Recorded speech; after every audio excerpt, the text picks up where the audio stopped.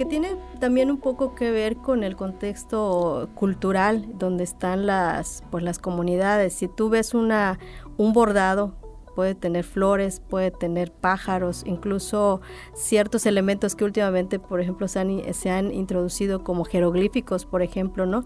Que parte de esta parte cultural. Si nos fijamos, muchas de las flores, algunas son flores silvestres, si nos fijamos muy bien en el tipo de bordado, los colores, los pájaros, reflejan esta parte cultural y de la identidad que tienen las bordadoras, y es lo que plasma. Por eso hablamos de un arte, ¿no? Porque es el pensamiento que se transmite a través del bordado y que se plasma pues en esta prenda que portan. Por eso decíamos, el valor está en todo este pensamiento que las bordadoras están poniendo en cada una de las prendas, y que ese es el valor, porque son piezas únicas.